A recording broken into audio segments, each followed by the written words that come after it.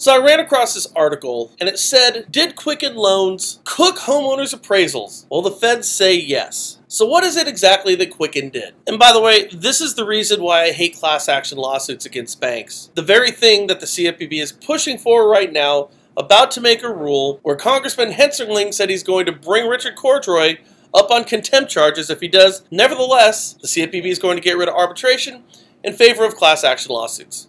But anyways, what did Quicken do? Well, according to the filings, all West Virginia citizens at the time of the filing of this action who, within the applicable statute of limitations preceding the filing of this action through the date of class certification, obtained mortgage loans from defendant Quicken and or whom Quicken obtained appraisals through an appraisal request form that included an estimated value of the subject property. So what did they do?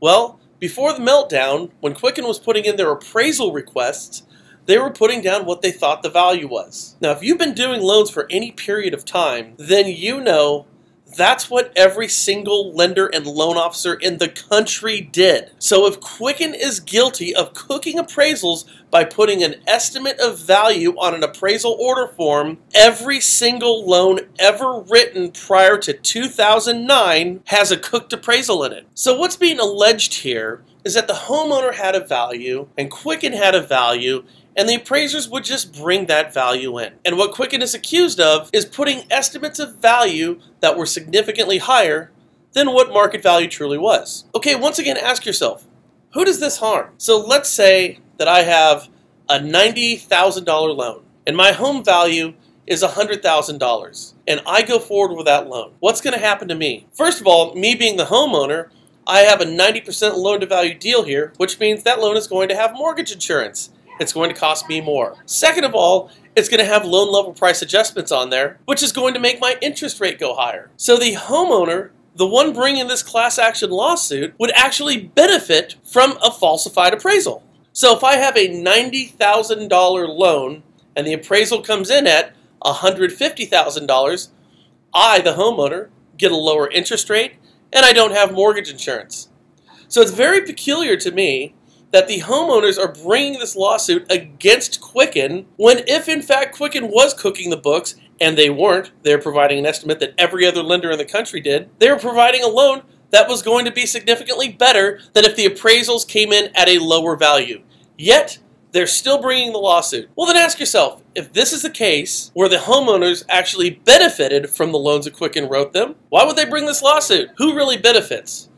This is where the class action stuff comes in, and this is where it's really dirty, guys. The ones who are going to benefit are going to be the lawyers bringing the class action suit, because they're going to get a significant piece of the pie on every loan they settle. So it behooves the lawyers to bring as many people in this class action as humanly possible, because the ones it truly enriches is the lawyers and only the lawyers. So is this lawsuit brought then to right a wrong? Well, there wasn't really a wrong here to right. Quicken was engaged in normal behavior at the time, providing an estimate of value. The ones who are going to benefit are the lawyers. Now, in an article on this topic in the Miami Herald, they state major lenders actually supplied appraisers with the figures needed to make the deal work. Frequently, there was no subtlety about it. Some loan officers would call appraisers and say, if you can't make the value, don't do the appraisal. And if the appraiser told the loan officer that there was no way he or she could hit the value, the loan officer would threaten to withhold future assignments. Quote, if you don't make the value,